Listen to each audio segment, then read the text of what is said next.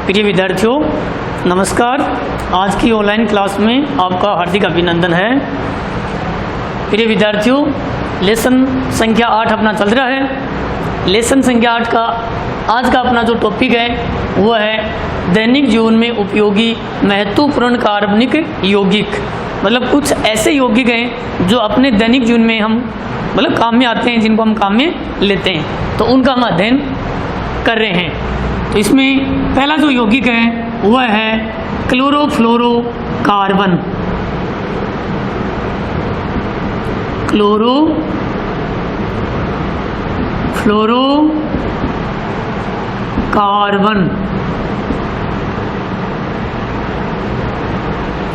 Chlorofluorocarbon है जिसको हम CFC शॉर्ट में लिखते हैं। तो कई बार CFC की फुल फॉर्म पूछ लेते हैं कि CFC की फुल फॉर्म क्या है। हम लिखेंगे क्लोरोफ्लोरोकार्बन। CFC इसी का दूसरा नाम है फ्रियोन। इसे फ्रियोन के नाम से भी जाना जाता है। ठीक है, अब देखिए ये फ्रियोन क्या होता है। क्लोरोफ्लोरो जो कार्बन है इसकी परिभाषा क्या है, तो इसकी परिभाषा हम ये लिखेंगे पॉलीक्लोरोफ्लोरो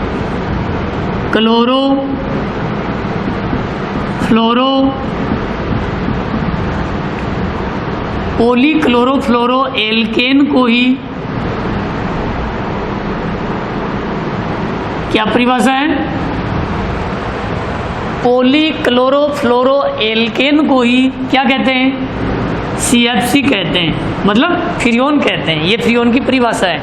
एक बार पुनः सुनो, पॉलीक्लोरोफ्लोरो एल्केन को क्या कहते हैं, CFC कहते हैं, क्लोरोफ्लोरोकार्बन कहते हैं। दूसरी परिभाषा सुनिए, कार्बन परमाणु के साथ, किसके साथ, कार्बन परमाणु के साथ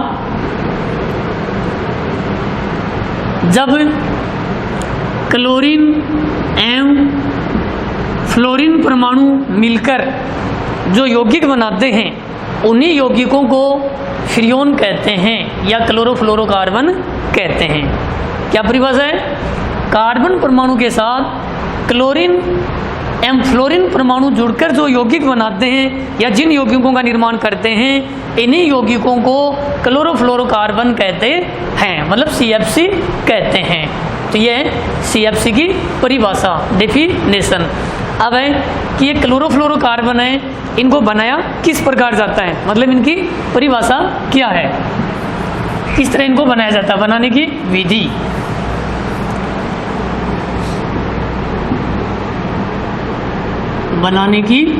विधि।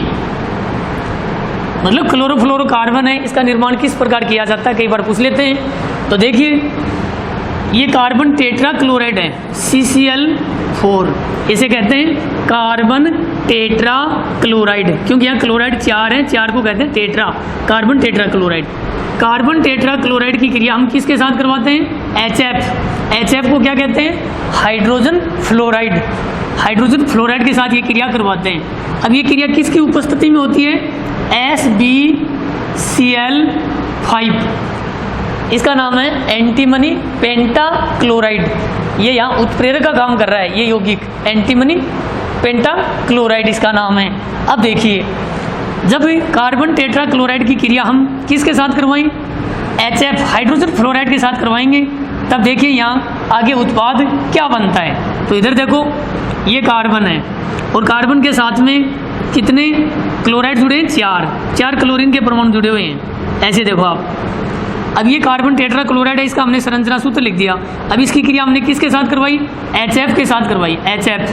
अब देखो क्या होगा कि जब ये hydrogen fluoride carbon tetra chloride के साथ क्रिया करेगा तो देखो इस प्रकार क्रिया होगी। ये जो फ्लोरीन परमाणु है ये यहाँ से एक क्लोरीन परमाणु का प्रतिस्थापन कर देगा, मतलब ये फ्लोरीन यहाँ आ जाएगा और यहाँ से ये Cl है ना, क्लोरीन परमाणु, ये हट जाएगा, ये यहाँ चला जाएगा। ठीक है, तो अब देखिए यहाँ उत्पाद क्या बनेगा, ये कार्बन है और कार्बन के साथ में क्या जुड़ जाएगा, फ्लोरीन परमाणु जुड़ जाएगा, एक क्लोरीन यहाँ से हट जाएगा और कार्बन के साथ 3 क्लोरीन शेष हैं, वो सेम के सेम रहते हैं। तो यहाँ सूत्र क्या बनेगा, देखो पहले कार्बन लिखेंगे और कार्बन के साथ एक क्या जुड़ गया, फ्लोरीन परमाणु जुड़ गया, एक क्लोरीन हट गया। तो अब क्लोरीन कितने बचे, शेष 3। कार्बन की संयुक्तता देखो 4 है, 1 2 3 4। तो ये बन गया CfCl3 बन गया प्लस। अब आगे क्या बनेगा देखिए, ये Cl यहाँ चला गया तो ये Cl है क्लोराइड, ये हाइड्रोजन के साथ क्रिया कर लेगा तो ये दोनों जुड़ के क्या बनेंगे, HCl हाइड्रोजन क्लोराइड। और ये क्या बन गया, फ्रियोन, क्लोरोफ्लोरोकार्बन का निर्माण हो गया, CfCl3 ये फ्रियोन। अब कौन सा फ्रियोन है ये फ्रियोन 11 का सूत्र है, ध्यान रखना। अब इसका नाम फ्रियोन 11 कैसे है ये हम आगे पढ़ते हैं, ठीक है। तो कई बार पूछ लेते हैं फ्रियोन बनाने की अभिक्रिया लिखिए, तो आप क्या लिखोगे, फ्रियोन बनाने के लिए कार्बन टेट्रा क्लोराइड की अभिक्रिया हाइड्रोजन फ्लोराइड के साथ एंटीमनी पेंटा क्लोराइड की उपस्थिति में करवाते हैं, तब हमें फ्रियोन 11 मतलब क्लोरोफ्लोरोकार्बन हमें प्राप्त हो जाता है। तो यह क्लोरोफ्लोरोकार्बन बनाने की अभिक्रिया। अब देखिए कई बार पूछते हैं कि क्लोरोफ्लोरोकार्बन मतलब फ्रियोन का नामकरण कीजिए। क्लोरोफ्लोरो जो कार्बन है इनका क्या कीजिए, नामकरण। नामकरण का मतलब कि फ्रियोन जो सूत्र हमें दिए हुए हैं उनके नाम हम कैसे बनाते हैं। तो देखिए यहाँ कुछ आपको सूत्र दिए गए हैं, जैसे पहला दे दिया, इसमें हम ले लेते हैं अणुसूत्र। अणुसूत्र ले लिया हमने, अणुसूत्र के बाद में XYZ और आगे आ जाएगा इसमें फ्रियोन का नाम।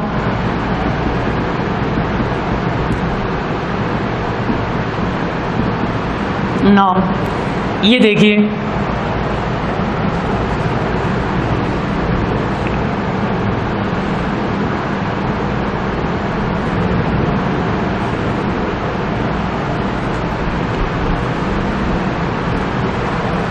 अब देखो हमें पहला सूत्र दिया हुआ है CfCl3, ये अणुसूत्र दिया हुआ है CfCl3, ये फ्रियोन है।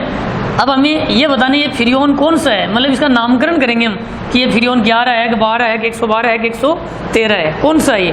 तो इसके लिए हम क्या करते हैं, ये XYZ लेते हैं, XYZ क्या चीज़ है यहाँ, ये जो फ्रियोन है इस फ्रियोन में कार्बन हाइड्रोजन और फ्लोरीन परमाणुओं की संख्या को दर्शाता है। या जो अक्स है ये इस फ्रियोन में कार्बन परमाणु की संख्या को दर्शाएगा, ठीक है।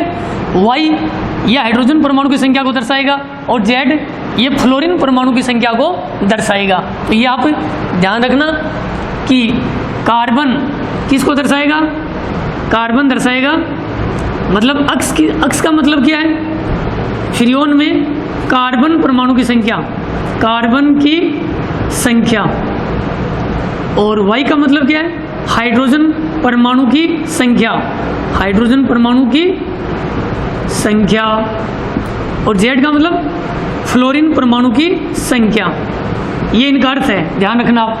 अब देखिए अक्स है, अक्स क्या है, कार्बन परमाणु की संख्या। अब हम कार्बन परमाणु की संख्या कैसे ज्ञात करेंगे, देखिए इसके लिए हम कार्बन परमाणु की संख्या कैसे ज्ञात करेंगे। यहाँ देखिए अक्स का मतलब है इस सूत्र में जो कार्बन परमाणु की संख्या दी है उसमें से एक घटाएंगे हम, कार्बन की संख्या में से क्या करेंगे, एक कम करेंगे, एक घटाएंगे। तो इसमें देखो कार्बन कितना है, एक, कार्बन की संख्या कितनी है सूत्र में, एक, एक में से एक घटाओ क्या बचा, 0।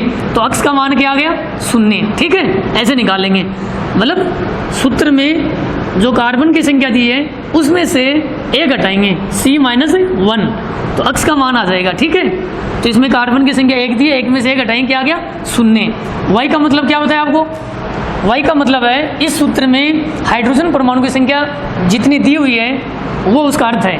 तो हाइड्रोजन परमाणु की संख्या हम कैसे ज्ञात करेंगे, इस सूत्र में जो हाइड्रोजन की संख्या दी है उसमें हम एक जोड़ेंगे, हाइड्रोजन की संख्या में क्या जोड़ेंगे, एक, और हमें Y का मान प्राप्त हो जाएगा। तो इस सूत्र में देखो हाइड्रोजन दिया हुआ गया, इसमें हाइड्रोजन की संख्या नहीं दी है, तो हाइड्रोजन की संख्या हम क्या लेंगे, 0 लेंगे, क्योंकि इसमें हाइड्रोजन की संख्या नहीं दी है, और इसमें क्या जोड़ देंगे, एक, तो क्या आ गया, एक, तो Y का मान आ गया 1, ठीक है। आगे देखिए Z का मतलब क्या है, फ्रियोन में इस सूत्र में फ्लोरीन परमाणु की संख्या कितनी है? तो इस सूत्र में देखो फ्लोरीन की कितनी संख्या है? 1। फ्लोरीन का 1 परमाणु है, 1 लिख लो यहाँ, तो Z का मान 1 आ गया। अब देखो अक्स का मान 0, Y का मान 1, Z का मान 1। तो ये जो यौगिक है इसका नाम क्या होगा? इसका नाम होगा फ्रियोन 11। क्या सूत्र हो गया इसका? फ्रियोन 11। दूसरा देखिए, दूसरा दिया हुआ है CF2Cl2। इसका क्या नाम है? तो वही फॉर्मूला अपने पास। सबसे पहले हम अक्स का मान ज्ञात करेंगे। अक्स का मतलब क्या है? इस सूत्र में जो कार्बन की संख्या दी है उसमें से 1 घटाएंगे। तो इस सूत्र में देखो कार्बन की संख्या 1 दी है, तो 1 में से 1 घटाएंगे तो क्या आएगा? 0। तो यहाँ लिखेंगे 0। ठीक है। फिर उस सूत्र में देखो Y का मान ज्ञात करेंगे। Y का मतलब क्या है? हाइड्रोजन परमाणु की संख्या। इस सूत्र में हाइड्रोजन की संख्या कितनी है? 0। हाइड्रोजन नहीं दिया है, तो हाइड्रोजन में कितना जोड़ोगे? 1। 0 में 1 जोड़ेंगे, 1 आएगा, 1 आ गया। फिर देखो Z है। Z का मतलब इस सूत्र में फ्लोरीन परमाणु की संख्या कितनी है? तो फ्लोरीन के 2 परमाणु हैं, यहाँ लिख दो 2। तो इस सूत्र का क्या नाम होगा? फ्रियोन 12। फ्रियोन क्या हो गया? 12। ठीक है। अगला सूत्र देखिए, तीसरा C2F3Cl4। C2F3Cl4, सॉरी ये दूसरा है। अब देखिए इस सूत्र का नामकरण हम कैसे करेंगे? इस सूत्र में कार्बन की संख्या कितनी दी है? 2, और 2 में से घटाओ 1, कितना बचा? 1। अक्स का मान 1 आ गया। अब देखो इसमें हाइड्रोजन की संख्या कितनी है? नहीं दी है, तो हाइड्रोजन की संख्या नहीं थी तो हम क्या करेंगे? हाइड्रोजन की संख्या नहीं थी तो 0 में 1 जोड़ दो, 1 आ जाएगा। फिर देखो यहाँ Z का मतलब क्या बताया था आपको? इस सूत्र में फ्रियोन की संख्या कितनी दी है? तो यहाँ देखो फ्लोरीन के कितने परमाणु है? 2, तो यहाँ 2 लिख दो। तो ये कितना आ गया? अक्स का मान 1, Y का मान 1, Z का मान 2। तो ये इस यौगिक का नाम क्या हो जाएगा? फ्रियोन 112। क्या हो जाएगा? फ्रियोन 112। अगला सूत्र देखिए, लास्ट चौथा C2F3Cl3। अब देखिए इस सूत्र का मतलब ये जो यौगिक है इसका क्या नाम होगा? तो इसमें देखो सबसे पहले अक्स का मान ज्ञात करेंगे। अक्स का मतलब क्या है? इस सूत्र में जो कार्बन की संख्या दी है उसमें से 1 घटाएंगे। तो कार्बन की संख्या यहाँ 2 दी है, तो 2 में से 1 घटाओ, 1 बच गया। ठीक है। फिर आगे देखिए Y का मान ज्ञात करेंगे। Y का मतलब क्या है? इस सूत्र में जो हाइड्रोजन की संख्या दी है उसमें क्या करेंगे हम? हाइड्रोजन की संख्या में 1 जोड़ेंगे। तो इसमें हाइड्रोजन की संख्या नहीं दी है, 0 है, तो 0 में 1 जोड़ दो, 1 आ गया, तो यहाँ लिख देंगे 1। फिर देखो इसमें इस सूत्र में Z का मान ज्ञात करेंगे। Z का मतलब क्या है? इस सूत्र में फ्लोरीन के परमाणु की संख्या कितनी है? 3। तो हम क्या करते हैं? यहाँ 3 ले लेते हैं, क्योंकि इसमें फ्लोरीन की संख्या कितनी है? 3। तो इस यौगिक का क्या नाम होगा? इस यौगिक का नाम है फ्रियोन 113। फ्रियोन 113। तो इस तरह ये सूत्र दिए हुए हैं, आपको इनका नाम बनाना पूछ सकते हैं। तो फ्रियोन का नामकरण कैसे किया जाता है ये फॉर्मूला मैंने आपको बताया। एक्स वाई जेड याद रखना। अक्स का मतलब सूत्र में कार्बन की संख्या में से 1 घटा दो, अक्स का माना जाएगा। वाई का मतलब इस सूत्र में हाइड्रोजन की संख्या जितनी दी है उसमें 1 जोड़ दो। वाई का मतलब इस सूत्र में फ्लोरीन परमाणु की संख्या कितनी है, फ्लोरीन परमाणु की संख्या लिख दो कितनी है, फिर यौगिक का नामकरण हो जाएगा। लास्ट में इस टॉपिक में एक चीज़ और है, एक ये पूछते हैं कि ये जो क्लोरोफ्लोरोकार्बन है, इस क्लोरोफ्लोरोकार्बन यौगिक का उपयोग क्या है? मतलब ये क्लोरोफ्लोरोकार्बन यौगिक क्या काम आता है? CFC के उपयोग। CFC के उपयोग, ये जो क्लोरोफ्लोरोकार्बन है इसके क्या क्या उपयोग है?